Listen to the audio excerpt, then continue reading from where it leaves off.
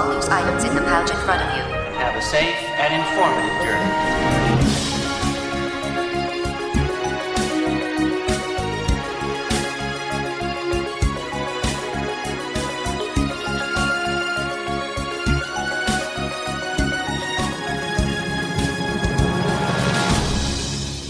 Hello, I'm Nathan Hartman, and this is Dreamfinders, a podcast about the creative culture of Disney theme parks.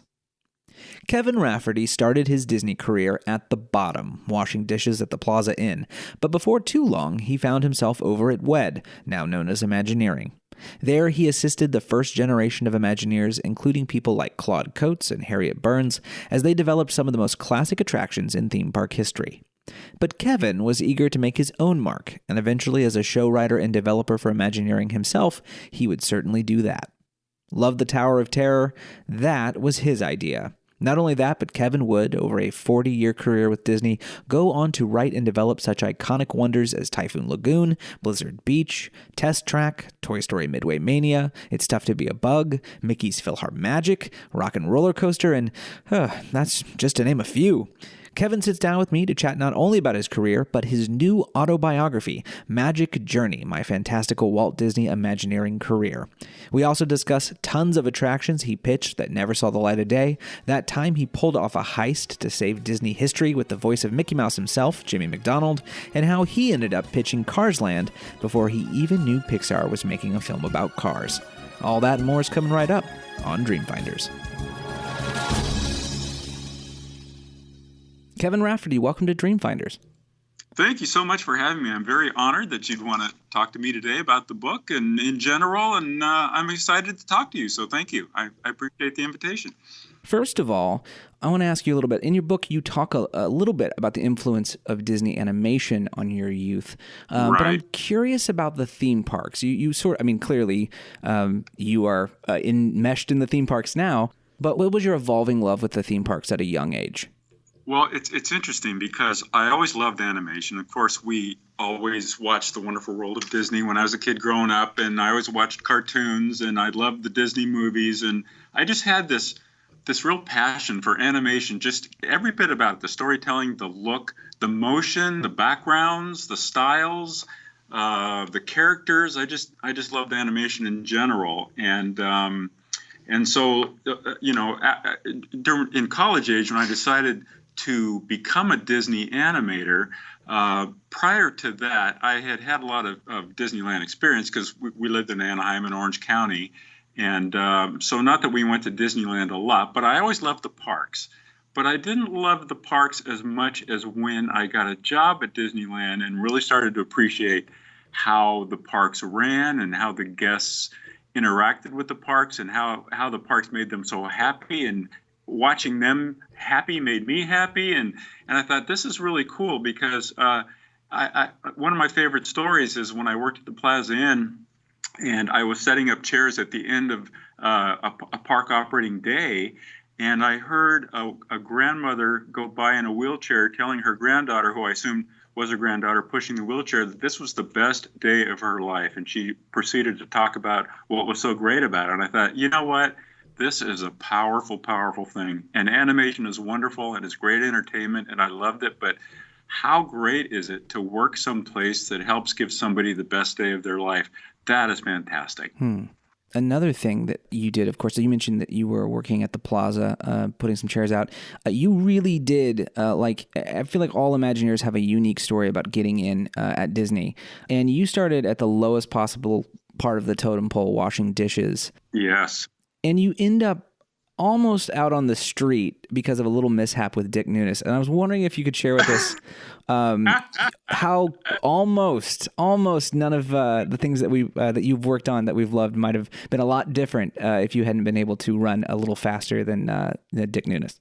Well, isn't that funny? Well, he wasn't actually literally running after me, but but as you can imagine, I'm a dishwasher at a very entry-level position at the park. Dick Nunis is in charge of the park. He runs the park, and so there was a great respect and fear both at the same time there.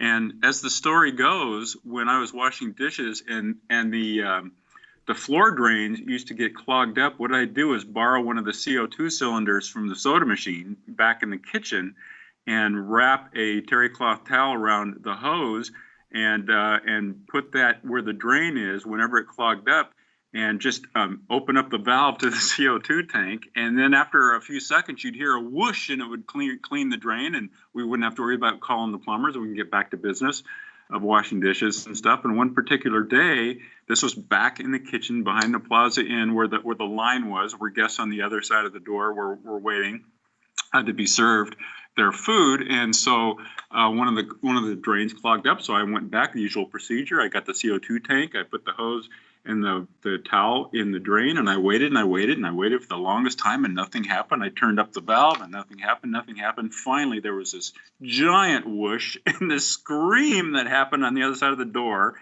And one of the cast members on the restaurant side poked her head into the back of the kitchen where I was on one knee with the CO2 hose in the drain, saying, "Run away, run for your life." It was like the huntsman in Snow White. It was like, run. And I didn't even know what she was talking about, but I heeded her advice, and I ran down the corridor and hid behind a dumpster in the back. And to make a long story short, what had happened is, sure, the drains got cleared, but what they did was they were all connected to the same system, so they got cleared on the other side, on the guest-facing side, and some black muck from the drain kind of came out of the drains. And who would happen? I mean, what are the odds of this? Who would happen to be standing in line but Dick Nunes and Ron Dominguez and some of the Disneyland executives there in line with their trays at the Plaza Inn, and suddenly they were covered with black dots coming from the drain. So yeah, I mean, I could have been fired, but I thank my lucky stars I was not. So that was a story that was pretty horrendously scary at the time, but it all ended well, and now it's funny. Later, of course, you leave the plaza. You work a stint at Club 33. When I mean working up the totem pole, I do mean working up the totem pole. We go dishwasher, we go plaza, we go Club 33, and then you end up basically acting, and correct me if I'm wrong about this, but sort of a gopher for WED. Yeah. And at this time at WED, and clearly for those who might not know who, when I say WED is, of course, what we call Imagineering these days. And you were interacting with the first generation of Imagineers. We're talking Claude Coates and Mark Davis and Hopper Goff and Harriet Burns. And these people are, maybe you're getting coffee or helping them lay something out or whatever, but you have this direct access with what would probably be considered the founding fathers and mothers of the Imagineering concept, the design, the look of things. When we think of parks, theme parks in general, I think we're thinking of these people in many ways. Was there one person in particular that you sort of latched on to or gain some creative sensibilities that when you look back at some of the work you've done, you thought, that person influenced me more than I thought they did? Yeah, a couple of people really influenced me. I mean, they all did. All the founding fathers and mothers, as you said, did influence me greatly. They all had their own stories and their own talent and their own way of looking at things. But I think that the two people, kind of the people that Walt handpicked to come over and become the first Imagineers, among them were Herb Ryman, and Claude Coates. Claude Coates was, of course, one of the most amazing, background artists in feature animation ever, as far as I'm concerned. His work was so spectacular, and Herbie was just this great. He was just so filled with energy and happiness, and every day it was like Christmas morning to Herb Ryman. And if I can back up for just a second and say, when I started at WED Enterprises in the 70s, I took another entry-level position. Same thing, washing dishes at Disneyland. When I got to WED, I took an entry-level position that was essentially, emptying trash cans, sweeping floors, setting up conference rooms, dusting models, and cutting mats and dry mounting artwork, concept work from all of these founding fathers and mothers. And so what was so amazing about it was where I worked, there was a big table with like a hot iron for dry mounting and things like that. But what was so great about it, it was in the center of the 1401 Flower Building. I've affectionately called like the mothership of where it all happened. It was between the executive area where all the executives sat in the front of the building and the main model shop where it was a hub of activity, but I was right in the middle of it. So people like Herb Ryman and Claude Coates would come in and ask me to dry mount and their art and put a mat around it, and they were always, very happy to come in and chat. And so what I learned from Herbie was I learned such a great deal about color and about fearlessness in color and about fearlessness pretty much in life and about adventure and travel. And there's a whole big world out there. And just his exuberance and his enthusiasm for life and for Disney, his love for Disney and for Walt Disney. And Claude was a little bit more quiet and subdued, but an amazing talent. And I was able to work on a show, to develop a show with Claude, and I learned so much from him as far as the theme park world and theme park design and what worked and what didn't and why. And two very different gentlemen, but they influenced me greatly, and it was so wonderful to have that connection between these two amazing talents who helped invent our industry. Who actually came from the Walt Disney Studio, who brought all that storytelling and that movie-making skill into WED and to interpret that into a three-dimensional, immersive dimensional attraction experience. And for me to be able to learn from them, it was incredible. So you mention how, I was going to ask this later, but this is perfect timing. In the late 80s, you end up working with Claude Coates on a show for the Carousel of Progress building at Disneyland. Yes. In the book, you call it was called Mickey Mouse Through the Ears. Tell us a little bit more about that project. There's a couple points in the book where you mention little projects, and I'm like, oh, I want to know more about that. So what was Mickey Mouse Through the Ears? Okay, well, Mickey Mouse Through the Ears was a tribute to Mickey on his 60th birthday. And, I was always a big fan of the Carousel of Progress show, love it still today, and it became America Sings. And essentially, that building, an amazing building, an amazing theatrical experience, no matter what show it's in, because, as you know, the theater audience, revolves around the central core of the stage. And it's just this amazing timing and theatrical presentation. But that building specifically was designed for the progression of time. So, as you know, the original Carousel of Progress at the World's Fair in 1964, started off in a certain era, and then it went to the next time period and the next time period. And so that building and the way it was configured and the way it operated made sense to tell a progressive linear story, and so we wanted to tell the story of Mickey from Steamboat Willie on, and so we divided up the pies of the stage, if you will, into kind of the different eras, or as I was calling them, the eras of Mickey's career. And it was using the facility as it was designed with the little scrim curtains and the side stages, and we had audio animatronic figures of Mickey and media, and it was a multimedia kind of presentation.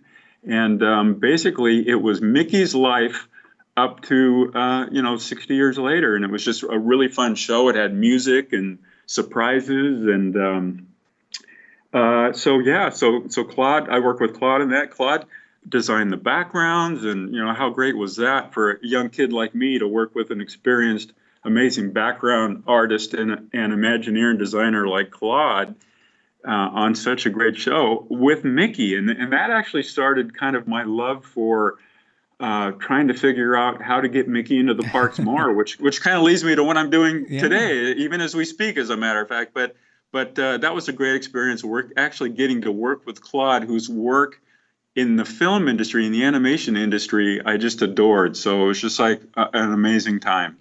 So let's head on back to when you are just starting back out, and you end up moving into writing standard operating procedure guides. And these are all sorts of things, including attractions, of course. It's anything that needs an SOP. How do you think getting knee-deep in the mechanics of workflow made you a better Imagineer later on? It's funny. Everything that you do related to the industry makes you a better Imagineer, because you learn more from different perspectives about how things work, why they work, who's doing what, and it really helps from a design perspective. For me today as a designer and a creative director, it helps to understand the operation of the park, and everything I know about it. My park experience there actually helped me become a stronger Imagineer. but understanding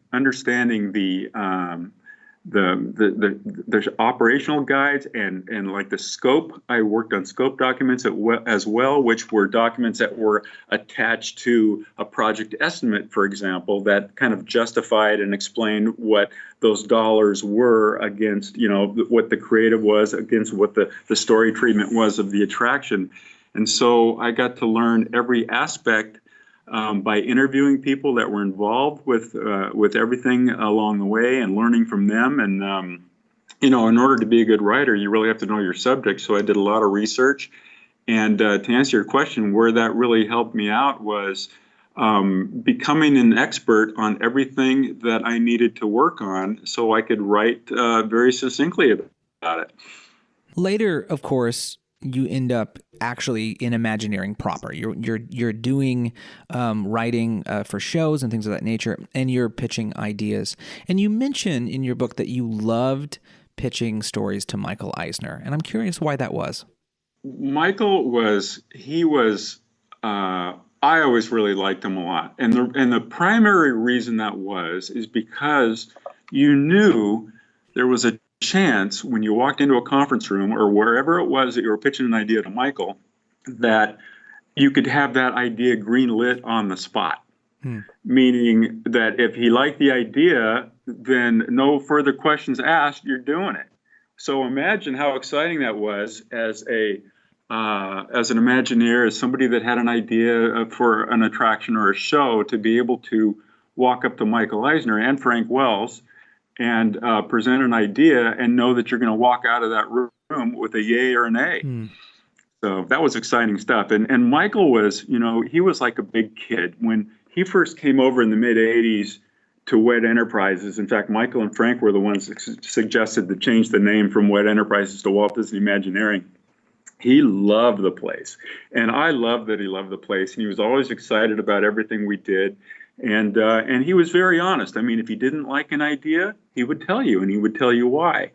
And if he did like an idea, you believed that he did like it. And there was a lot of gratification in that. And being able to present several ideas to Michael and Frank. Of course, we went up through the ranks of Marty Sklar, head of Imagineering, to get to that level of Michael and Frank. But there was always this excitement. You could be driving home that night with a green light to do a brand new attraction. And as an Imagineer, it doesn't get any better than that. You also wrote the introductions for The Wonderful World of Disney, correct? I did, yes. So James B. Stewart's book, Disney War, talks a little bit about how important it was to Eisner that those introductions kind of said something about the company image overall. And I was curious how involved he was in helping craft that tone. Because I remember being a child and like how people remember Walt in The Wonderful World of Color. For me, Eisner had that same thing. He was the introduction to that stuff. What was his involvement in kind of coming up with sort of the tone he wanted for those introductions? Yeah, as a CEO, Michael kind of became the face of Disney. And so his involvement of that was that he really wanted to come across as being kind of a genuine, leader and of the Walt Disney Company, and to come into people's living rooms just like Walt did and introduce The Wonderful World of Disney on Sunday nights, because he was the next one kind of to take on the role. There were other leaders of Walt Disney Company, but he was kind of taking on the head of the Walt Disney Company like Walt Disney did. So he did a lot of the things that Walt did just to kind of keep that tradition going on, including introducing Disney programs on television. And plus, Michael liked to be on TV as well. He was a very fun personality. But his involvement was, we would, as a writer of those introductions, I would find out what those shows would be about, and I would propose some ideas to him to say, how about this for an intro? And then I would write a script, and then we went over to the Disney studio or wherever we shot it, and I'd be there for the taping of it, for the filming of that particular segment. And of course, Michael was a writer himself, so he would have a note or two to give on those scripts, but pretty much everything I did for Michael he pretty much bought off, and he was a very busy man, and he had a very busy schedule, so we didn't have a whole lot of time to film those intros. And he reviewed the scripts, and off we went, and we put them down, in film. Let me ask you something about something I feel like doesn't get a lot of, let me say, historical attention, and that's Typhoon Lagoon. I feel like the parks community has a lot of like books and historical ideas about the main parks, and that's, we have this sort of understanding of the process and development, but I feel like the water parks don't get that same amount of attention, and I think eventually it will, of course. But I'm curious when you first heard of the project and what it was like for you participating and creating that and making it a reality.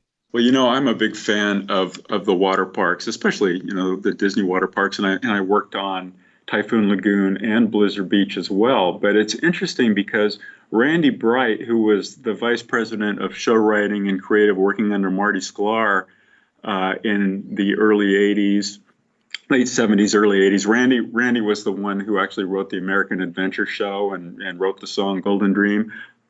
He kind of started to invite me to things. As a scope writer, he could tell that I was really kind of antsy, and I had some ideas I wanted to get out, but it wasn't my place to do that. And every once in a while, he would say, "What do you think?" to me, which was really great. And then he started inviting me to his office and to bounce ideas off. And Randy was a great ideator, a great thinker. And the Typhoon Lagoon story was really fascinating because, at Walt Disney World, they had river country at Fort Wilderness, and it was a very popular water play area.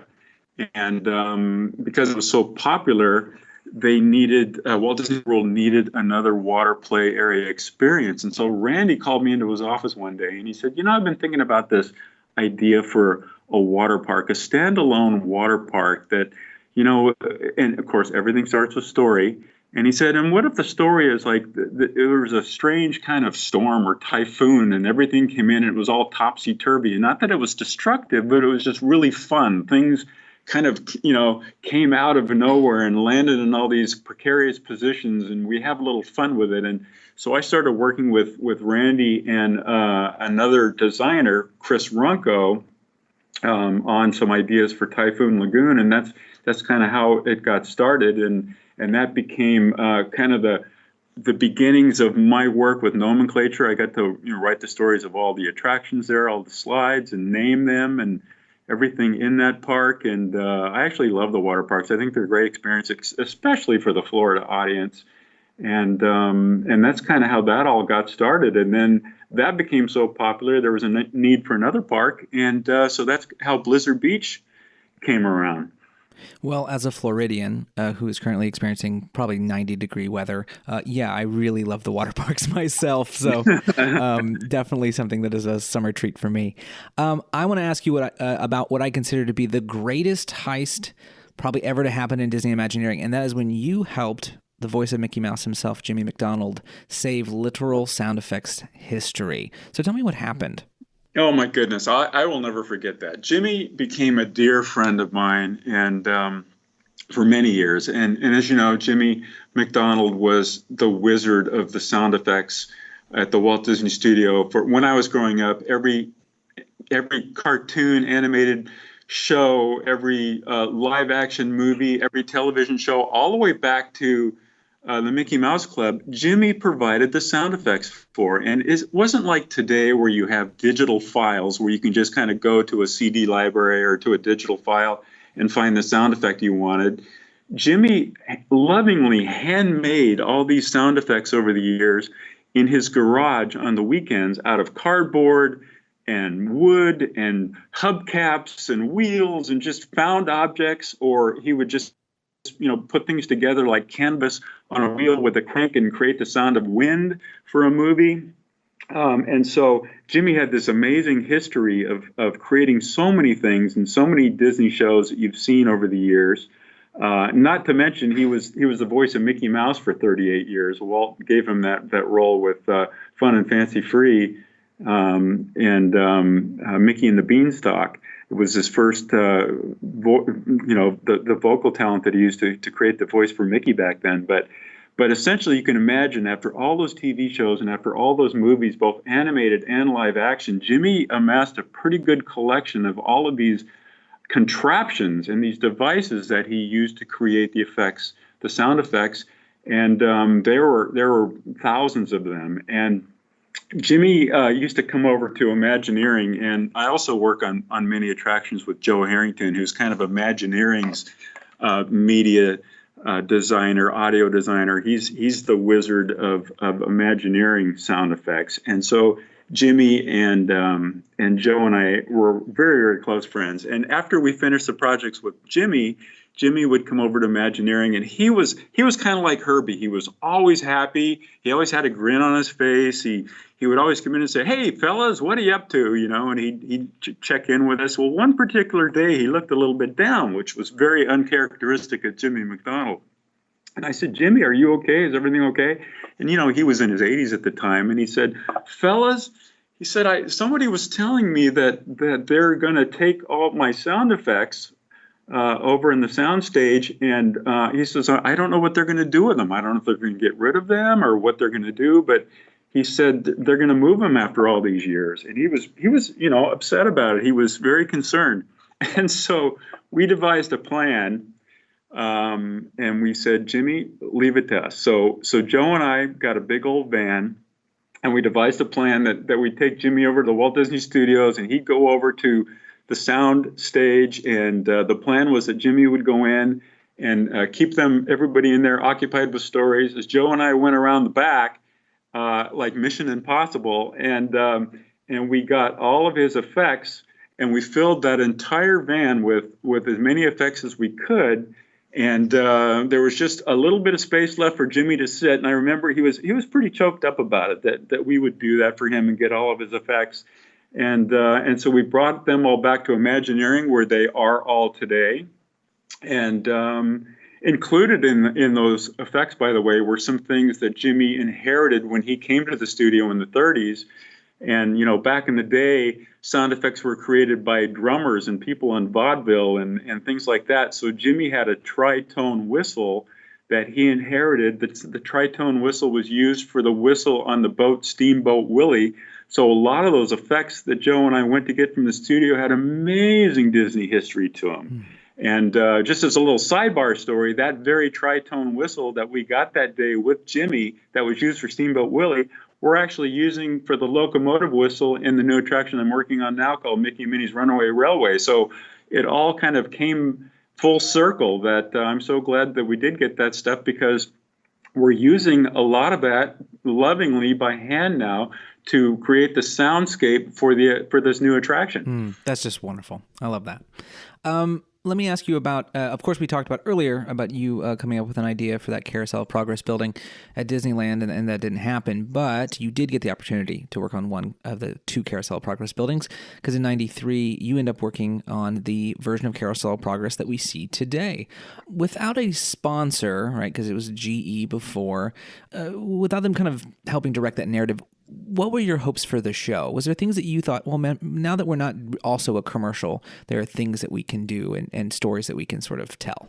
Yeah, and because, as you know, here at Walt Disney World, there was a new theme song called "Now Is the Time" that took There's a Great Big Beautiful Tomorrow's place. And there was a whole generation of folks that grew up with "Now Is the Time" as a theme for the Carousel of Progress. And because I'm going to back this story up for a minute and tell you one of my favorite moments, my favorite memories of my dad was he used to love to sing "There's a Great Big Beautiful Tomorrow" at the Carousel of Progress. That was one of his favorite shows.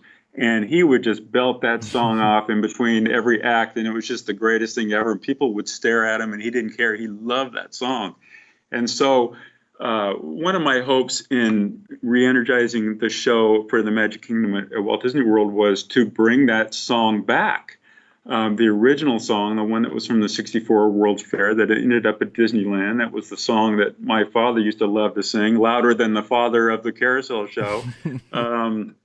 And also to have a little bit more fun with the scenes, not that we had to, kind of sell General Electric products and things like that, but just talk about progress in general, and about how it would be fun to maybe celebrate the seasons like the 4th of July and the holidays and things like that, just to add a little bit more flavor into it. And of course, we brought in Gene Shepard to be the voice of Father, who was also the narrator and writer of the great Christmas classic, A Christmas Story. And, Gene Shepard had this great fatherly, gentle narrative way about him. So he was the perfect choice for casting Father. And by the way, in that show, we brought back Rex Allen to be the voice of Grandpa, who was the original voice of Father for the show. So it was like lots of little things that kind of selfishly tied back and connected back to my youth with that show that I wanted to re-energize and bring back to the reincarnation of the show for Florida. Let me ask you about one of those little things, because I don't know if you'll have an answer, but I'm always curious.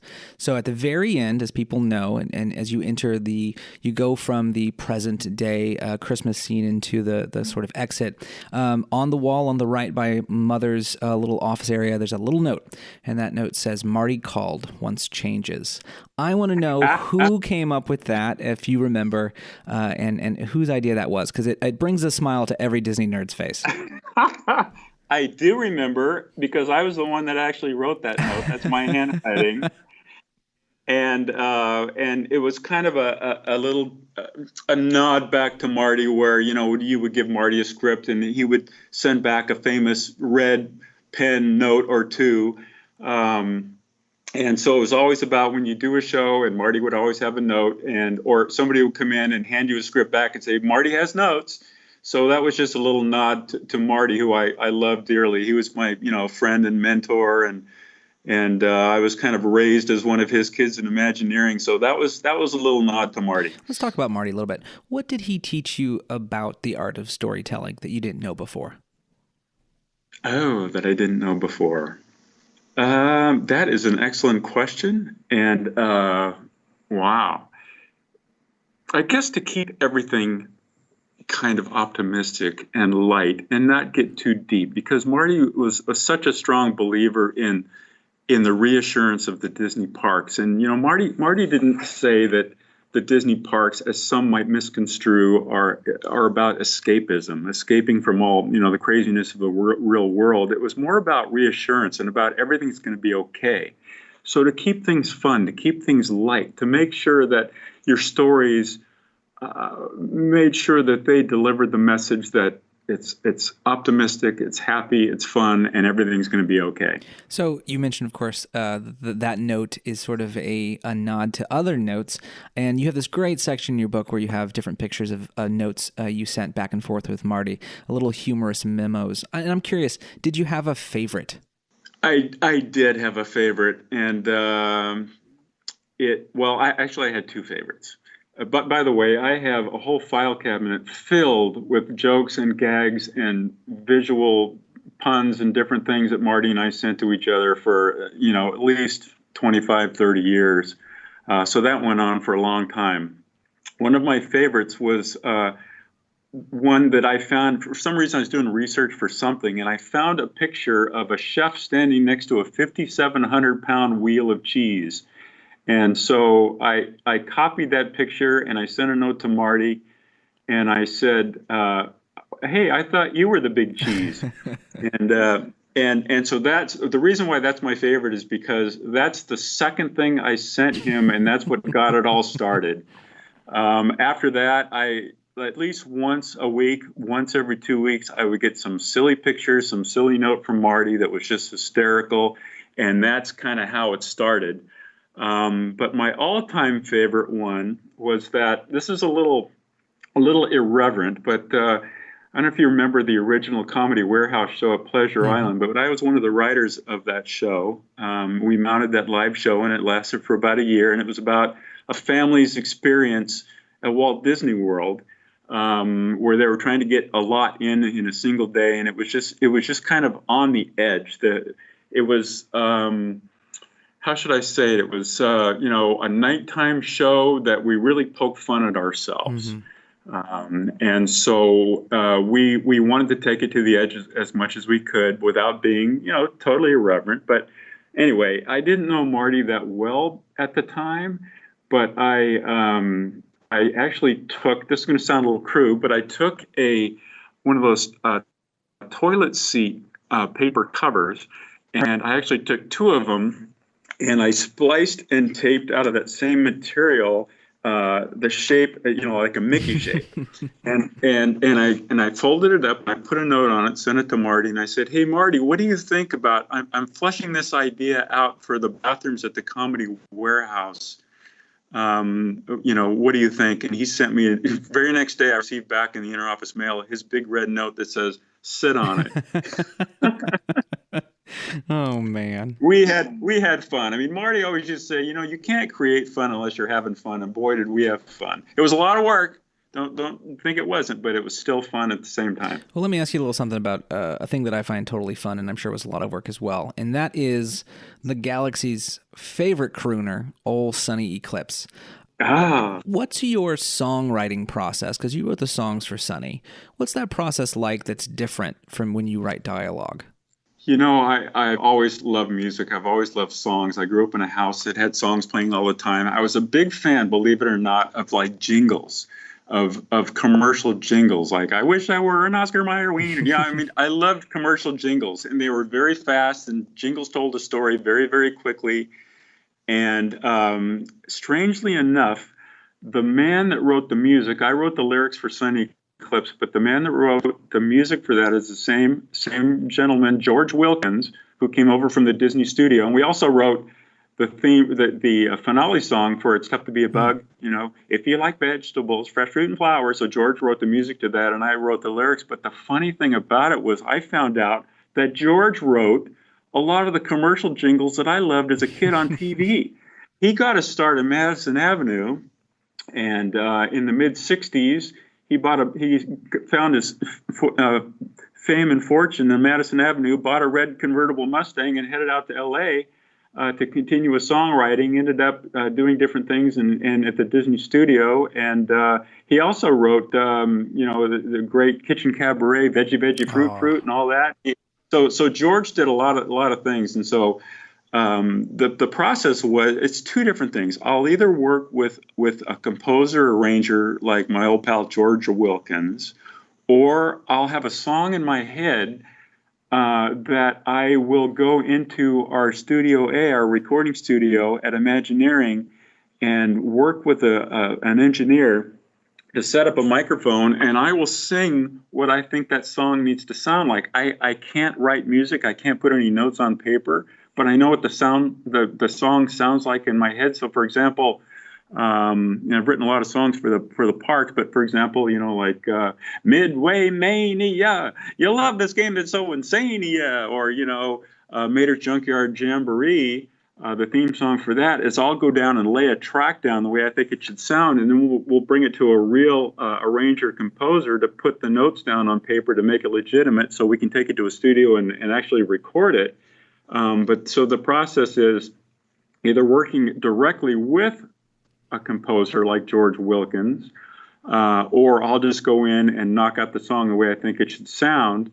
Here we go. Tractors whip and whirl, make them trailers twist and twirl, circle to the left and circle to the right, the Junkyard Jamboree, and just get the thing out of my head that I think it needs to be, and then we'll, take it from there. So one of the most fun moments I had reading your book is this section that when you talk about Hollywood studios, and you talk about all the projects that have sort of come into fruition you were working on, and a lot of them in the book you talk about never really happened, and but you have a lot of passion and love for these things. And what I'm curious about is and maybe I have a love for Hollywood studios because I feel like early Hollywood studios, when I was a kid, Roger Rabbit, Dick Tracy, Rocketeer, those were my things. And so you were working on a lot of, there was a Dick Tracy, right, of course, Dick Tracy Crime Stoppers. Yeah. And then I worked on that. And Roger Rabbit, of course, had he got one in Disneyland, but there was a couple ideas for Hollywood studios. And to me, it seemed like there was a lot of interest in making studios really the home of these sort of things. In fact, in many ways, I feel like Roger, for a while, was a little bit of a figment for studios. He was this sort of mascot. Why do you think those films never got the attractions at studios? Was it just timing, or was it box office numbers, or why do you think those things never really came into fruition? Wow. Roger Rabbit, Who Framed Roger Rabbit, popular movie back at the time we were working on that. In fact, I was working on a speculative idea for the studio expansion at the time. It was Roger Rabbit's Hollywood. And we had a couple of different rides in there. We had, the roller coaster that was from one of the Roger Rabbit short. And we had an attraction called Toontown Transit, which was about, in the Roger Rabbit style, which was about a bus named Gus who really wanted to be a movie star. And we hopped on board and he went on this crazy, unexpected adventure. And along the way, we helped Roger Rabbit, save the day.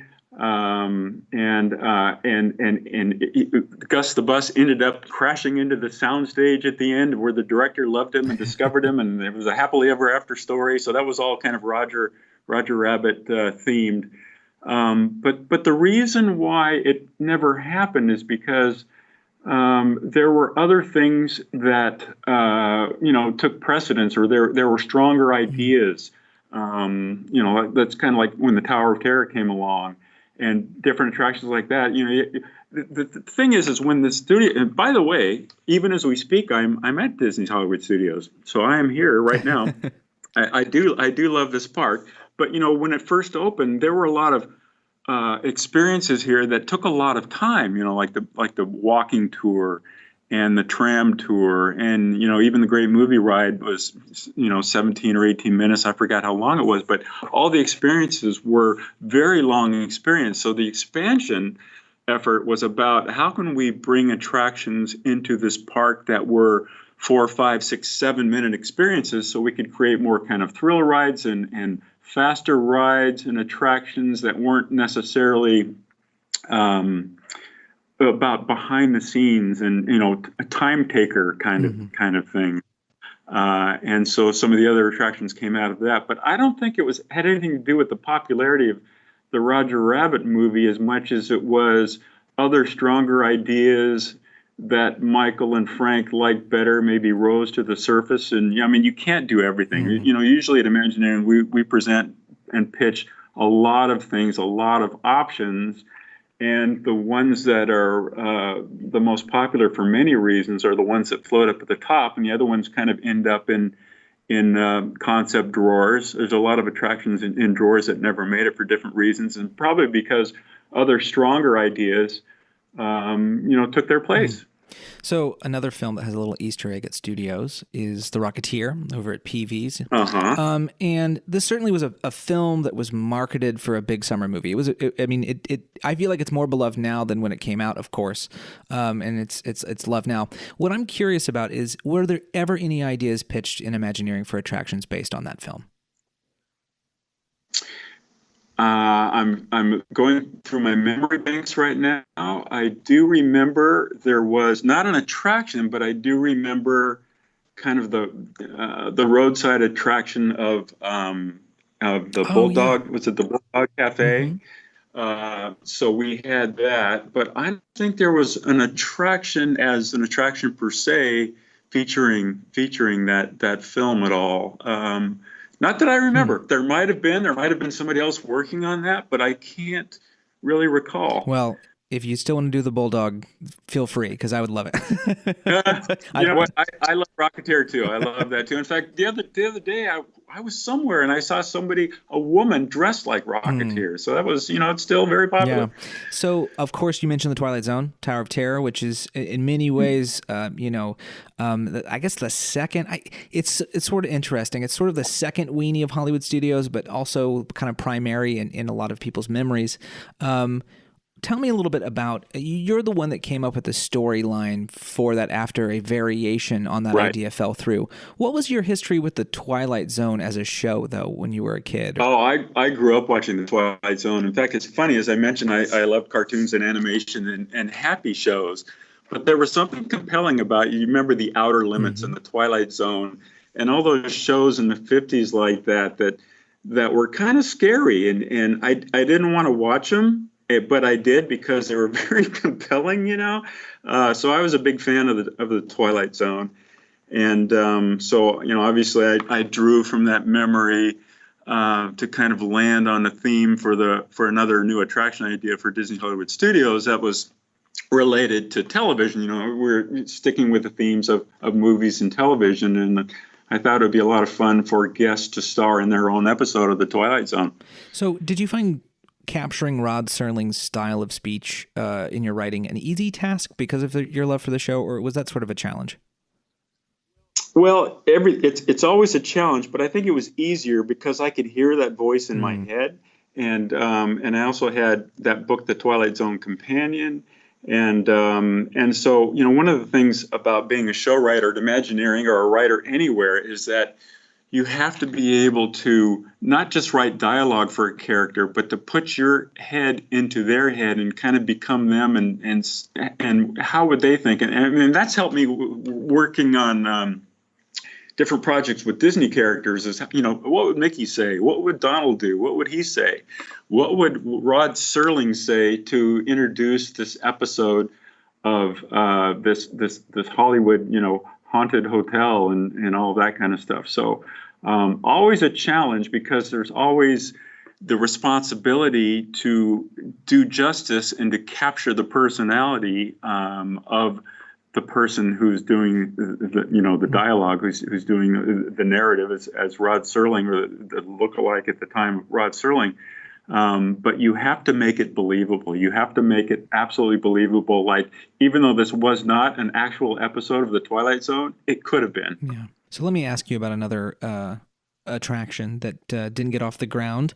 And this is, of course, you did Tiki Room under new management, but there was an idea before Tiki Room under new management with one of the most fun names. I can't believe that I didn't get to see this character in real life, but Chicky Chicardo.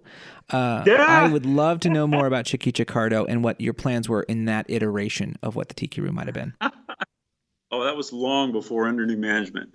So I worked with two dear friends and colleagues, Jolynn Cicero, who was actually the creative lead of Mickey's Toontown at Disneyland and many other things. And at the time, a show writer, Mark Rhodes, who's now living in Florida. But the three of us, it's funny when you come up with ideas for attractions for the theme parks as an Imagineer. Sometimes you do it because there's a need, and sometimes you do it just because you have this crazy fun idea and you just want to explore it. And so there was absolutely nothing wrong with the Tiki Room, and I loved the Enchanted Tiki Room growing up, and I still do. But because Joe was an animator and he kind of had a crazy side to him, and Mark was a fellow show writer, and we said, what would we do if we changed the Enchanted Tiki Room? How would we do it? And so we said, well, you know what? Let's bring in some different flavors of music. Let's bring in like a Ricky Ricardo, Cuban kind of big band, and just have a little fun with that. So we came up with Chicky Chicardo and some other bird characters that were kind of parodies of other kind of personalities in entertainment like that. And so it wasn't a show that was particularly slated to happen as much as it was a show that we thought it'd be fun to do just for fun. But it went so far as that we actually built the bird figure of Chicky Chicardo. And what was funny is I was floored because I think I was watching a segment of 60 Minutes or some news show on TV, and Michael Eisner was there with Diane Sawyer or somebody interviewing him. And in the background, he was, how Walt Disney used to do in the world of Disney, where he would refer to some animation, a dinosaur or something behind him. And Michael was referring to Chicky Chicardo, and I about fell out of my seat because that was the guy we came up with that nobody knew about. So, well, I guess Chicky did get to go on TV, which was something. He did. He had his 10 seconds of fame. In 1996, we should mention this isn't your first book that we're talking about a little bit today. In 96, you wrote Imagineering, a behind-the-dream look at making the magic real, which is this beautiful, if people don't know it, it's a beautiful, large book full of concept art and rarely seen photos, and it's a Disney fan's absolute dream. Where did that idea come from? It actually came from Marty Sklar. And he thought it'd be fun to do a book about Imagineering, and so we put together a little team, Randy Webster and Bruce Gordon and David Mumford and myself, and I was going to be the writer and write the copy, and Bruce would be the editor, and he had done other books, and David Mumford, and they're both great Disney historians and great Imagineers, and Randy Webster was going to kind of produce and do all that, and we worked with the wonderful Wendy Lefcon. It was the first time I ever worked with Wendy, who's as our senior editor of that book. And I remember we all went over to the Disney studio to present the idea to Michael, and we put storyboards together, and we talked about what the different chapters would be, and we encircled this conference room with storyboards, and we weren't going to let them out until we got the green light, which of course we did. But that was truly a labor of love. I mean, at the time I was incredibly busy with all of my projects, and yet writing that book at the same time, I would go home and start writing at like 10 o'clock at night. And I didn't know, did you know there are still milkmen out there? I would hear the milkman come up the street at 5 o'clock in the morning thinking, oh no, I have to take a shower and get back to work. So I would do all these all-nighters. And it was really weird because after I read the copy for that book, it was like, I don't even know where this came from. It was just, I was just in the zone, and all these middle of the nights. And the front of the book does say by the Imagineers. The byline is by the Imagineers, and the book was produced by the four of us through Wendy Lefcon and Hyperion Publishing at the time, Disney Publishing. But I got to. That was the first time I ever wrote for an actual book that was printed and published. So over the years, gosh, we could go on forever. In fact, you could write a book about how much stuff you've been a part of, and you have. But you've done Test Track and Philharmagic and It's Tough to Be a Bug and Midway Mania, and just name a few.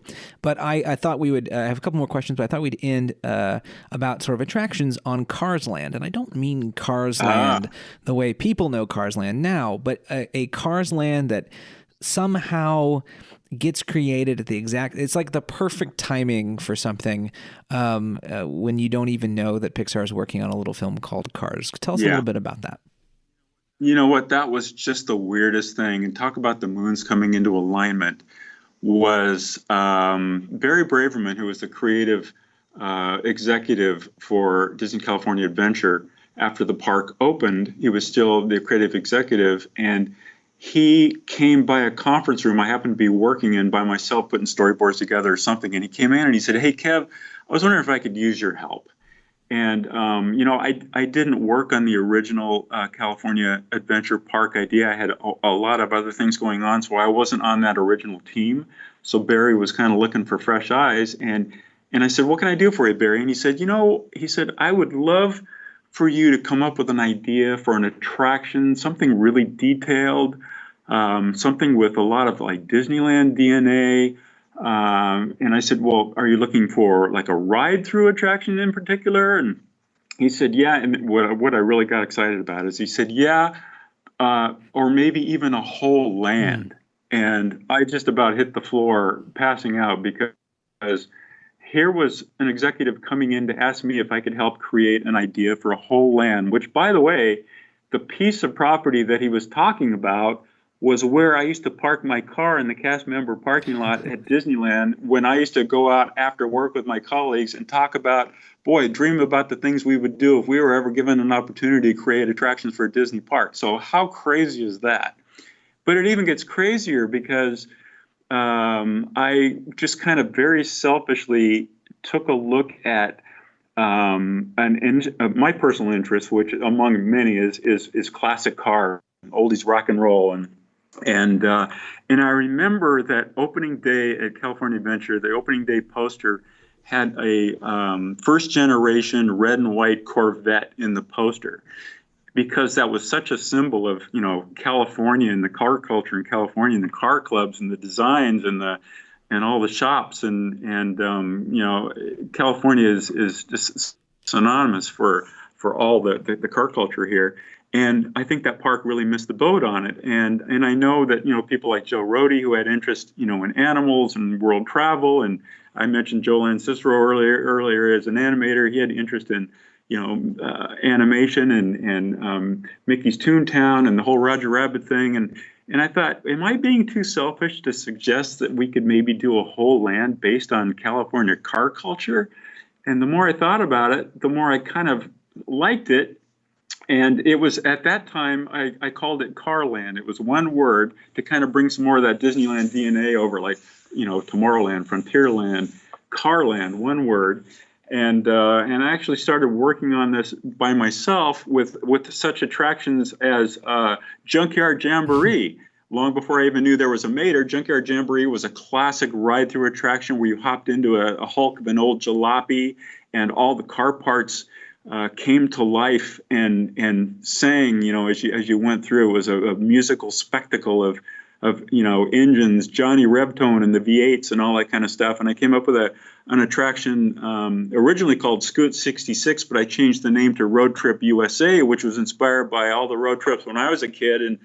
And we used to love as a family to, stop in at all the cheesy roadside attractions and see all the meteor holes and do all that kind of stuff. And so it was like a Midget-Utopia scale ride through that the finale scene was inspired by one of my favorite things, which was the mine train at Disneyland and Nature's Wonderland. And the cars would actually go through Carlsbad caverns of Nature's Wonderland with all the music and the blacklit, wonderful things that were inside there. And so that's kind of how it got its start. And the interesting thing was it had a main street that I called Cruise Street, which was on the same scale as Main Street USA. And time-wise, it made sense that, when Disneyland opened in 1955, there was a turn of the last century, there's a turn of the century Main Street that was about, 50 years away, but it was over 50 years from the time that Disneyland opened to that time, which was, in the early 2000s.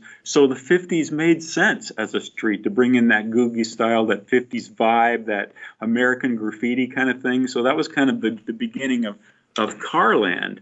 So I sold the idea for that, and I grabbed my creative partner in crime at Imagineering, Robert Coltrane, and he and I have worked on many attractions together. Toy Story Midway Mania, The Many Adventures of Winnie the Pooh at the Magic Kingdom, and I said, Robert, we need to come up with an anchor attraction for Carland. So we started working on that, and strangely enough, somebody came in to where we were working in the conference room and said, "Did you guys know that Pixar's working on a movie about cars?" And I just about passed out. I said, "What are the odds of that?" No, we had no idea. Here we were working on a whole 12-acre land with a car theme, and we had no idea. This was 2004. We had no idea Pixar was working on a movie about cars. So Robert and I hopped on a plane, flew up to Pixar. John Lasseter and his animators were so gracious and so kind, and they took us through the whole story. And we fell in love with Radiator Springs and Mater and Lightning McQueen and everybody. And Robert and I flew back home on a Southwest flight from Oakland to Burbank, and we started kicking around the idea for Radiator Springs Racers, which is in Carsland today. And so what we did is we had the anchor attraction of Radiator Springs Racers, and we had Carland out front of that. And this was in 2004, and I'm really proud to say that Robert and I kind of cooked up the whole Radiator Springs Racers attraction, which is about 90% of what is there today. And then when Robert left the project, of course, Tom Morris came in, and we had others work on it. But then in 2007, with the popularity of the movie Cars, which was released in 2006, John Lasseter and our executives said, "Why don't we turn the Carland thing into Carsland and theme the whole 12-acre land after the Cars movie and characters, and just replace Cruise Street USA with Radiator Springs, and the rest is history." So let's talk a little bit real quick about the book this is currently out, which is Magic Journey. When did you first get a kernel of an idea that you thought, man, I think I have enough stories to write a book? Or did someone kind of, cajole you into thinking that, oh, yeah, I probably could do this? Well, it's funny because I didn't know if I had enough stories, but once I got started writing, I just kept going and going and going. Over the years, I've had literally hundreds of people that have wanted to meet with me or have coffee with me and talk about my story. Everybody has a story about how they got into Walt Disney Imagineering. They wanted to know how I did it, and maybe to give them some insight as to how they can do it. And I told the same story about the dishwashing days and about how I finally made it up to Wood Enterprises, and I started entry level there. And I told that story over and over again. So that combined with, for many years, I've had colleagues as a storyteller always telling me, Kev, when are you going to write your book? When are you going to write your book? You got to put that in your book. You got to, that's my favorite story. You have to put that in the book. So between those two kind of inputs about, there's so much interest about how people become Imagineers and what they do when they get there. And my colleagues always kind of being after me to write my book. It's just, it was time to do it. And I just felt like doing it. And I had so many other projects going on and so much other work to do. But I found time just writing the book, on plane flights back and forth to Florida in the middle of the night, like I did the Imagineering book. And in fact, it was funny. I have a funny little sidebar story. I was on a flight to Orlando, and there was a pilot who was sitting next to me who was, I guess they call it deadheading when they were flying from LA to Orlando. And he kind of leaned over to me, and as I was, typing on my laptop, and he said, I have to tell you, Mickey's Philharmagic is one of my favorite shows. So he was kind of reading as I was writing along. But and I always said that toward the end of this, very magical, wonderful, really crazy, rare career that I've had, that I would always, at least write down my memoirs for myself, because the stuff, and you read the book, I mean, a lot of that in there you can't even make this stuff up. It's just really fun things that happened as a result of being an Imagineer, which is, truly the most remarkable job I could have had in my life. And I really want to say that I've never, ever taken a single minute of it for granted. I've always been appreciative of being able to, be one of the people that gets to keep Walt Disney's legacy alive about, the theme parks will never be finished as long as there's imagination left in the world. And that's, a pretty daunting responsibility, and I've never taken that lightly. And yet, even as serious as that work is, I've had so much fun over the years that it just seemed like it would be really a fun thing to write about all of that. You mentioned, of course, that people have always asked you for advice about how to get into Imagineering and that sort of thing. And I'm curious about show writing. I've always loved show writing. My background's in screenwriting. That was my master's. And my question, though, is it sort of easy, not easy, but, if you're wanting to be a screenwriter, you need to write movies. Or if you want to be a TV writer, you need to write TV. And my question is, if people are interested in show writing, what is expected in such a portfolio when you're looking for it? What sort of things kind of impress when it comes to show writing? Wow, that is a great question. Show writing and Imagineering is obviously different than writing theater and Broadway or writing movies. It's about brevity of storytelling. I mean, we have attractions that are 5.5 minutes long, so you have to tell a whole story in that amount of time and keep everybody in the spell of that story. And so it's not about a 2-hour movie script, and it's not about writing a 400-page novel as much as it's, can you tell a whole story that will pull guests into the spell in a 6-minute experience?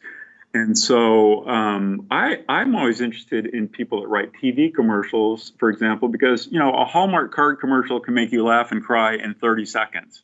So it's not about having the whole setup and all that you can do when you're writing a screenplay, which is also very hard to do.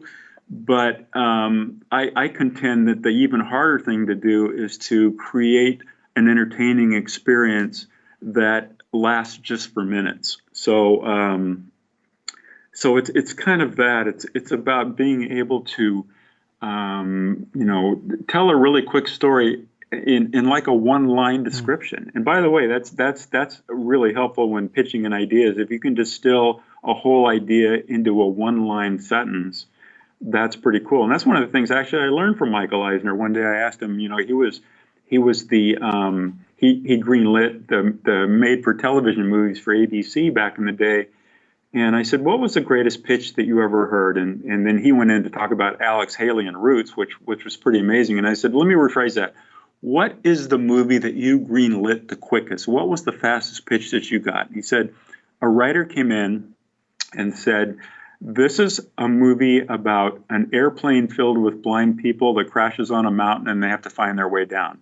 Well, there's a whole movie in one sentence.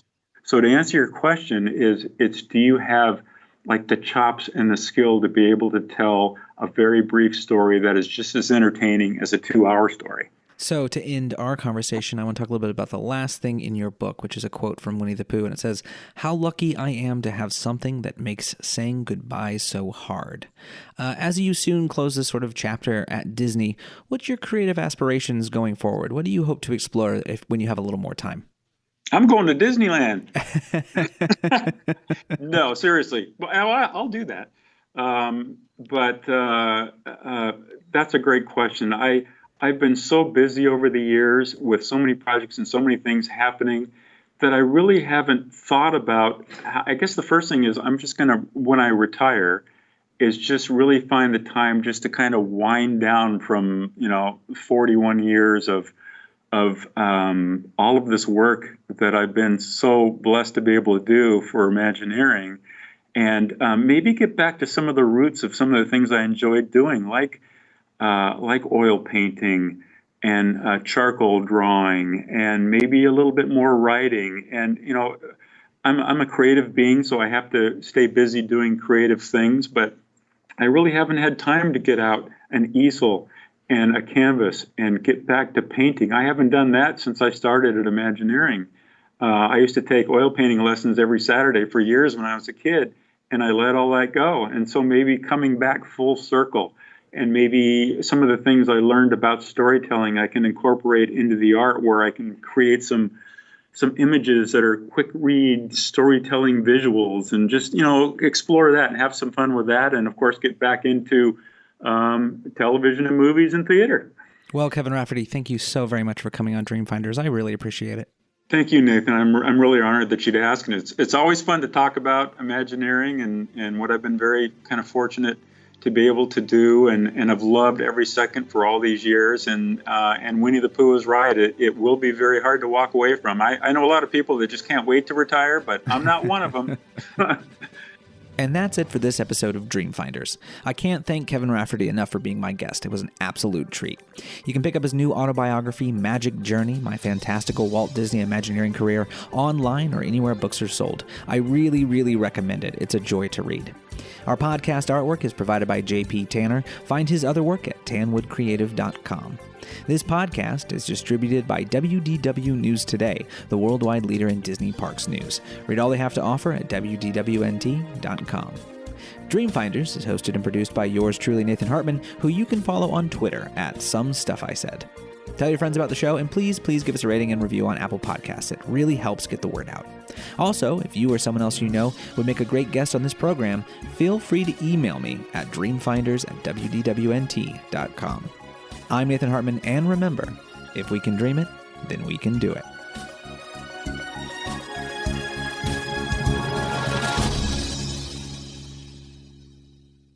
Dreamfinders is sponsored by Never Grow Up Vacations, the official travel partner of WDWNT.com. Never Grow Up Vacations specializes in trips to Disney destinations around the world, so be like us and never grow up. Head over to nevergrowupvacations.com to book your next trip today.